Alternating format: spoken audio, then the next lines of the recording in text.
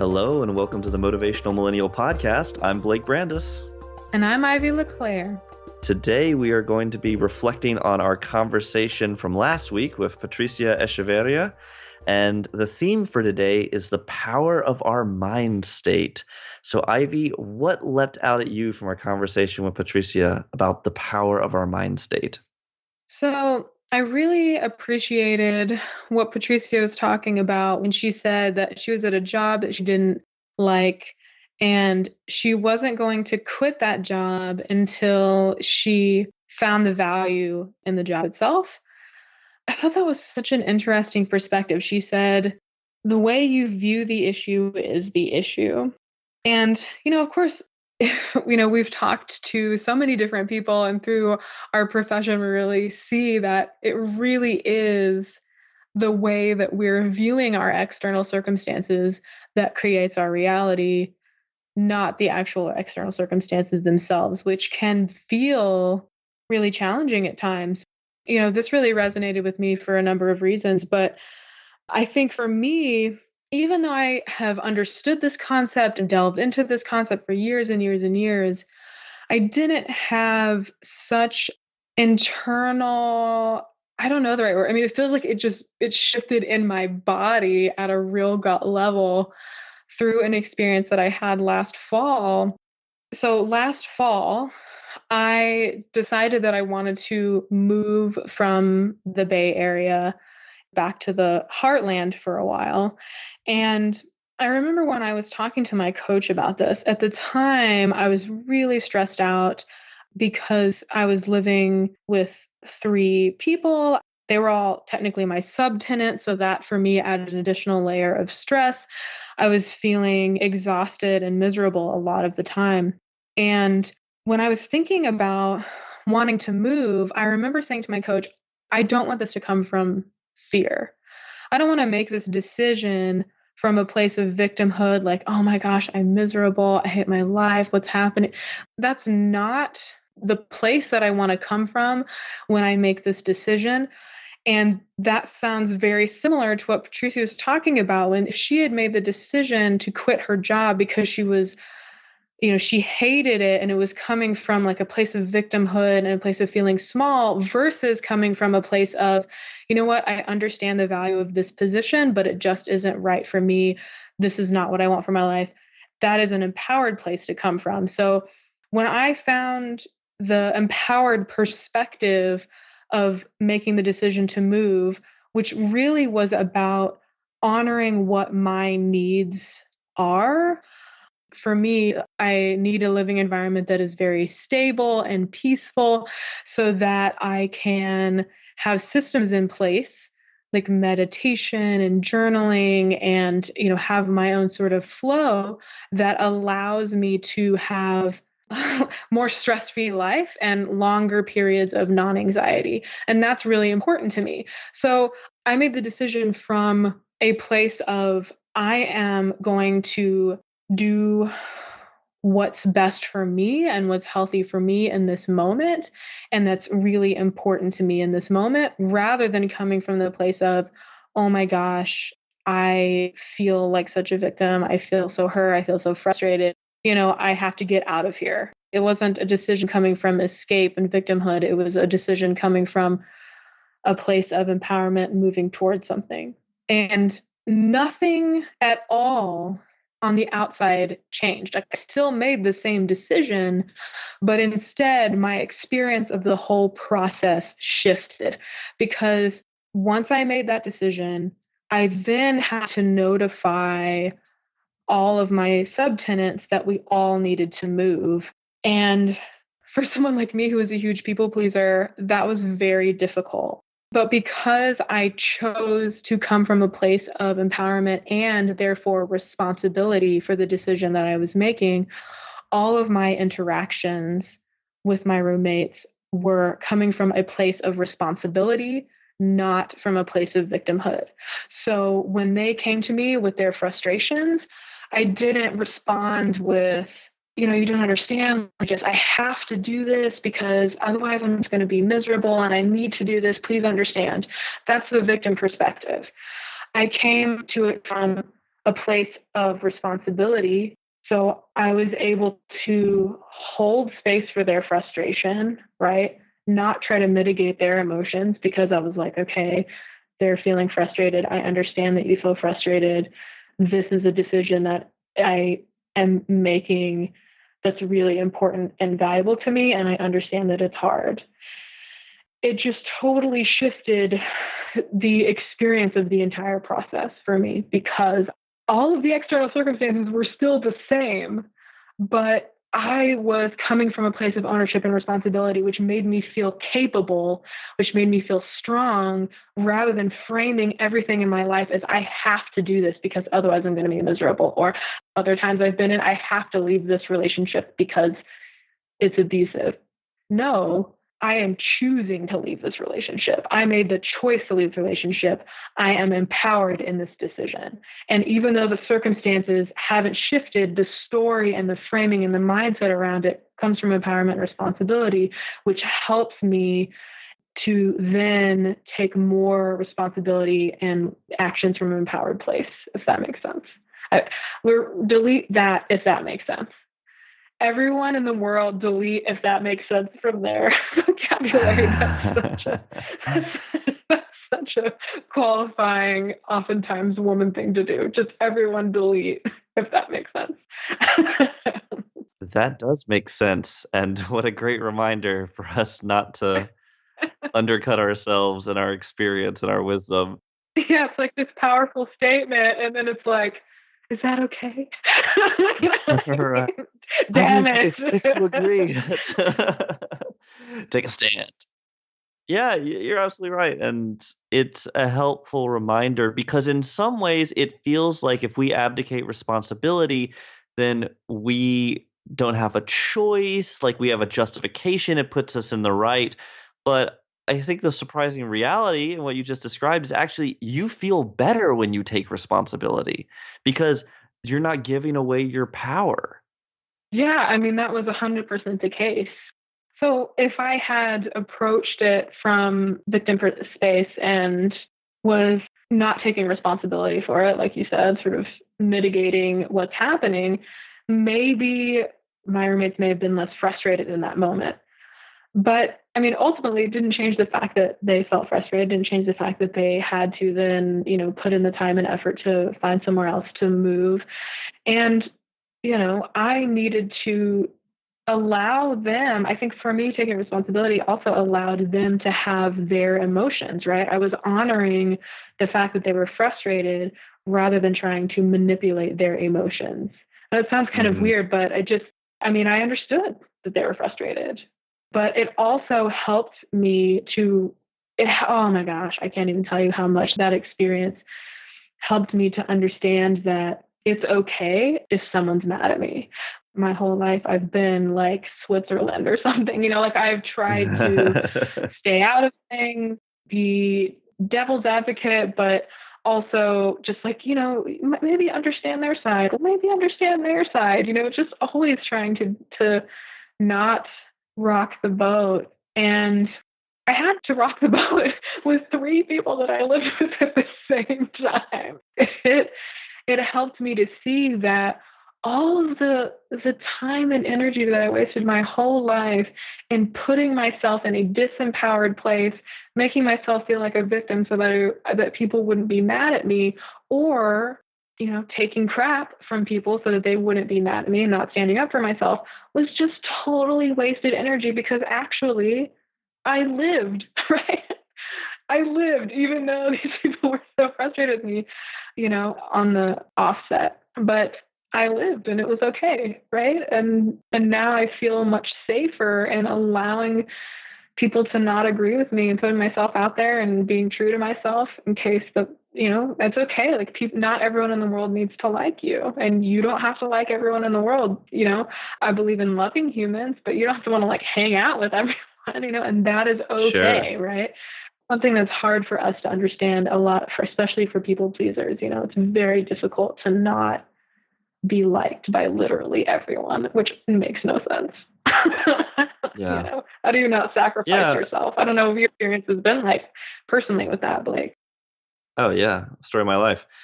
And one thing I've been trying to do recently, just from a practical perspective, is whenever I catch myself saying, "Oh, I had to do this," or "this thing happened," I've forced myself to replace it with "I chose to." Like, for example, rather than saying, "Man, I had to take this call and it went longer than I wanted it to," and I actually stopped myself yesterday and just said, "No, I chose to take that call and I chose to let it go longer than I wanted it to." Because Mm. even in little things like that, it's so tempting to be like, "Well, I had no choice." No, I had a choice. I could have either not taken the call, or I could have said, "Hey, can we talk some other time?" Or I could have said, "Hey, I only got 10 minutes." Or I could have said, when the time was going over, it just interrupted the person, say, "Hey, I would love to continue this conversation. I really need to go right now. And I need to make an excuse. I didn't need to make up something why I need to go. I just need to go." And so, but it's hard for me because as a people pleaser, I have a tendency, unless someone else has some need that's conflicting with the person I'm currently helping's need, like I will sacrifice my own need for everybody else's needs, right? So getting in the practice of saying, "This is what I want and need," that is a big step I'm working on right now for sure. But it's been good. The Yeah. more I do it and just catching the little linguistic things like "I had to," or "this happened to me," and changing it to "I chose to." In the moments that come up after that, I don't judge myself for that. And I'm not like, "Oh, you idiot, you should have just done the thing. And why didn't you stand up for yourself?" I don't blame myself. I just try to be aware of it. So the next time when something like that happens, it's more at the forefront of my mind. I'm saying, "Okay, I'm making a choice right now." Like just reminding myself I'm always an empowered choice. That's awesome. And I think that it's really cool that you are working toward that. I mean, I'm still working toward that. Like I have to consciously be reinforcing that my opinion or perspective or the way that I dress or the way that I approach life, just because it may be different than people around me or the mainstream. I mean, because I moved to the heartland, I moved to Kansas, which is where I'm from originally. And I'm bringing the Bay Area to Kansas, and that can be really different for people here. So it's like I'm like always telling myself that, okay, maybe people aren't used to these perspectives here, but that doesn't make them wrong, and them disagreeing with me is okay. Them not liking my lifestyle is okay. It doesn't have any reflection on my self-worth and value. And that's such an amazing shift to make in your life.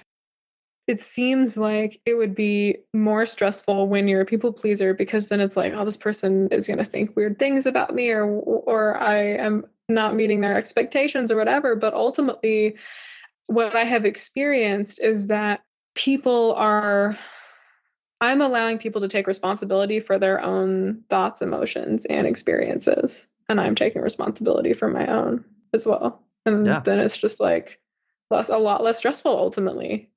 And it's so respectful to other people too, because when you hold them as empowered individuals, you're holding them as strong and resourceful, and Hmm. you don't need to protect them from reality or the Yeah. hard decisions or whatever. And it's not fun necessarily. I mean, no one's excited about disappointing people. Well, maybe sociopaths are, but for the most part, the general Do they population, feel excited if they're, I don't know, I guess I'm not an expert, but yeah, I think it's just they don't feel empathy. Maybe it's I don't know. psychopaths who feel a sense of glee from. Anyway, not to go down Gosh, I don't know any that of that. that route. But no one wants, for the most part, for people to feel disappointed. But people are strong, and sometimes disappointing people in the short term is the kindest thing you can do for them in the long term.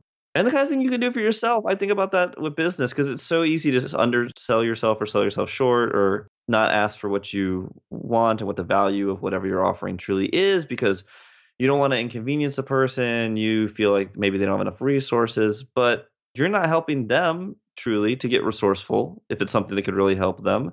And you're not helping yourself because you're minimizing the value of what you're doing and not bringing in enough revenue or whatever it is to help you create more of the impact you're trying to create in the world. And that, gosh, that takes practice too. Absolutely, absolutely.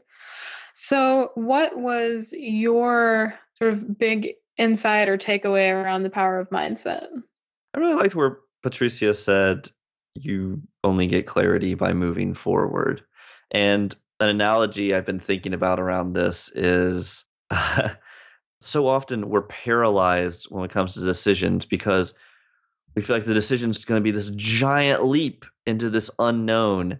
And the metaphor that came to mind is like if you're constantly taking like tiny leaps, like hip hop, hip hop, hip hop, hip hop, hip hop, hip hop, hip hop, like then you don't have to take one giant leap and wonder what it's going to be because you've already gotten a little bit of information every tiny leap you take forward, which I'm realizing is also the name of our friend Greg Clunis's podcast, Tiny Leaps. Yeah. What is it? Tiny Leaps, Big Changes or something like that? Yeah. Yeah, yeah. Yeah. That's so funny. Wow, I'll have to tell him that. But anyway, but it really is. It's like if you're taking tiny leaps just over and over and over again, then it's not this huge leap 10 months or 5 years from now. Like, oh my gosh, this thing is all gone on autopilot. Now I have to make this giant life-changing leap. It's like if you can take the little ones in between, you get more information. You can course correct on a smaller level than having to do just one big one all at once, whether that's at a job or in a relationship or whatever it is. So I thought that was really a great reminder that clarity comes from moving forward. And if you can move forward more frequently with imperfect information and not worrying about things being exactly the way you want them to be, then you'll get more information that you can course correct rather than waiting until everything is perfect in your mind. You have the perfect plan, you have the perfect setup around you to finally make the big leap. It's like, okay, well, now you've invested everything in that big leap. You're going to be super disappointed if it doesn't work out potentially.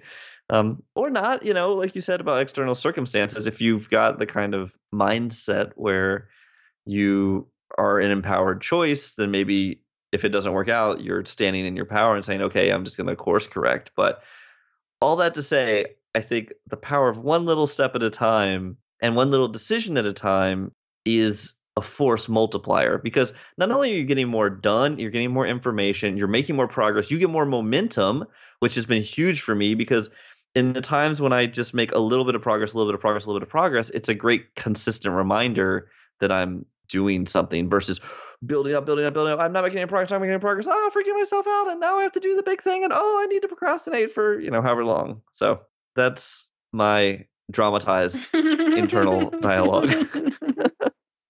What's interesting is that something that you said in there reminded me of the sense of responsibility. This kind of ties back into the mindset about taking responsibility.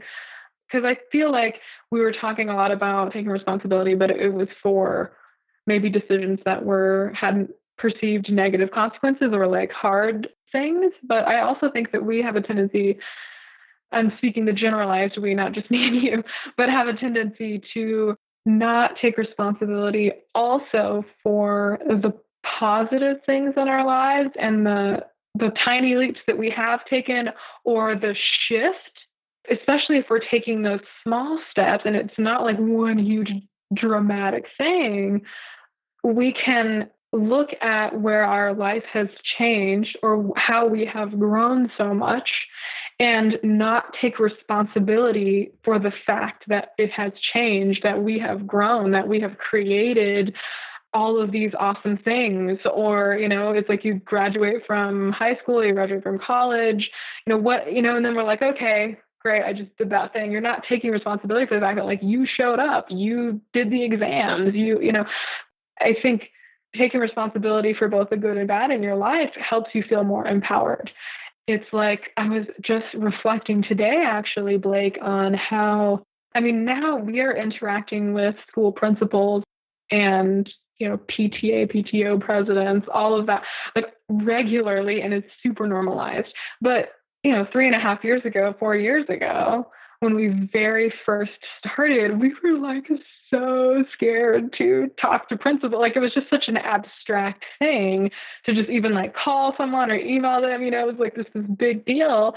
But I really wanted for us to celebrate that like now it's normalized. It was small steps. It was working. It was like over the last 3 years of getting experience, campaigning, building relationships, and now it's super normalized. And those are kind of small steps that have now created for us what from 4 years ago is a huge contrast. And, we should celebrate that, actually. I should celebrate that with you, like right now, of what we've created and the clarity that's come from us just like continuing to move forward and not giving up. For sure. I think it is worthy of celebration. And it's a great reminder that it's built one conversation at a time. Like whatever is scary for you right now, if you do it 20 times, 50 times, 100 times, somewhere in that process, it will become less scary for you. I'm not saying it will totally not become scary, but you'll realize that even if those were 50 rejections or 100 rejections, like these are all just people and they've got different priorities and different personalities, and their timing might not align with your timing. What they want might not align with what you're offering. But ultimately, you just realize that they're not scary. I think in our minds, there's this fear of like, I'm going to disappoint them and that's going to ruin my reputation or my career or whatever. And it's like, no. I mean, if you burn down their house or something, they they might spread ill thoughts about you. But for the most part, if you're being respectful and you're genuinely offering something that you believe in, even if it's not the right timing, most people I think are grateful to a certain extent. Again, assuming you're not interrupting them at dinner. I think it's interesting that you put on the same level interrupting dinner and injuring, as if they have the same level of insults. That's right. I'm trying to think of a continuum of like between burning someone's house down and calling them at dinner at their home phone. But no one picks up the phone anyway. Oh my God. No, you're right. But I think that's a great encouragement to get to the point. It's a great encouragement, certainly to our listeners. If there is something out there that you are afraid of that feels so daunting, allow yourself to be bad at it for 100 times or have 100 interactions that don't go the way you want. The fear will start to dissipate and you'll get better at it. I mean, that's the other plus. I mean, this sort of negative of, oh, it's for scary. But the plus side is now we're really good at working with principals and PTA presidents and delivering awesome programs in schools. When I think back to the very first ones I was doing a long time ago, oh gosh, I had to be bad to get better. Like I just didn't know what I was doing. And I'm grateful for the first few friends and educators who were willing to support. And I say it was bad. It wasn't terrible, but just knowing what I know now from experience and what we've learned from doing our process, I'm like, okay, all right. I see the areas where it could have been clearer, could have provided more value. And that's just, you got to do it though. Back then, I couldn't have created what we've created now, even if I'd had all the knowledge because we didn't have the experience. So, yeah, I mean, and it's also recognizing that an analogy of having a baby and expecting them to be going to college in like 2 months, like you just know that time is going to have to go by and the child is going to have to learn how to walk and how to talk and how to tie their shoe. Those things have to happen and they're going to happen at their own pace. And you just have to know that they're going to happen. Like you have to have in your mind, okay, it's going to be 18 years before my kid is going to college, and be okay with that. Whereas for me, like I have a real issue with that. That's one of my things that I struggle with, which is like I see a vision of myself 10 years from now and I'm really fit and I'm, doing yoga 18 times a day, whatever in my mind, And instead of allowing for there to be those small steps and knowing that it's going to take time to get there, I have the expectation that I'm at that vision immediately. Like, okay, I've had the vision, now I'm at it tomorrow. yeah. And so then when I don't see the 10-year level of results tomorrow, it feels like a failure. Then it's like, then you just stop doing it, right? Because you think, okay, this is never going to happen, right? Like if your child is, not, like tomorrow they're not enrolling in college, you're not going to be like, oh, this is never going to happen, because, you just know that at some point it will.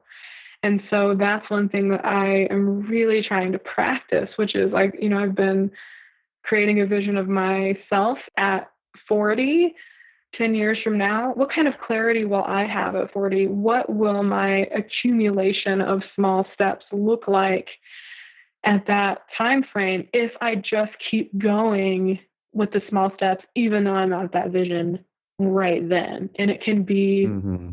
quite a challenge, at least for me personally.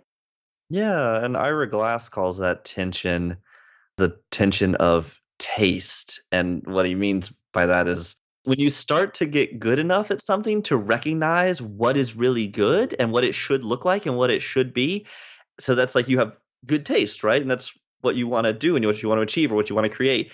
And the gap between where you are and where you want to be, like that's where the tension lies. And so you're absolutely Oh, it's so right that frustrating. sitting with that frustration and accepting that and recognizing that that's normal is what's going to make the difference between you actually getting to that vision that you want and people who give up because they say, man, I am so far from what I know is where I want to be or where I should be or the thing that I want to create. Because Ira Glass is talking about it in terms of creativity and art. Like, when you're starting songwriting, for example, and you know what a good song sounds like and feels like, and you're not writing those great songs.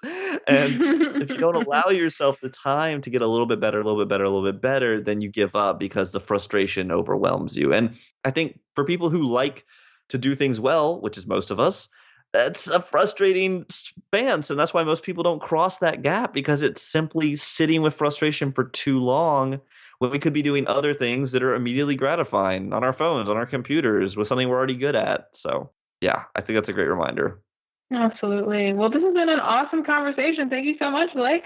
Thank you, Ivy, and thank you to our awesome listeners. We appreciate you rocking with us week after week here on the Motivational Millennial Podcast, and we will look forward to catching you next week. Bye. For show notes and previous episodes, or to learn more about our coaching and event offerings, visit motivationalmillennial.com. That's millennial, MILLENNIAL. Keep in touch with us at facebook.com/motivationalmillennial. We'd love to hear from you. Shoot us an email with your thoughts, comments, and suggestions at podcast@motivationalmillennial.com.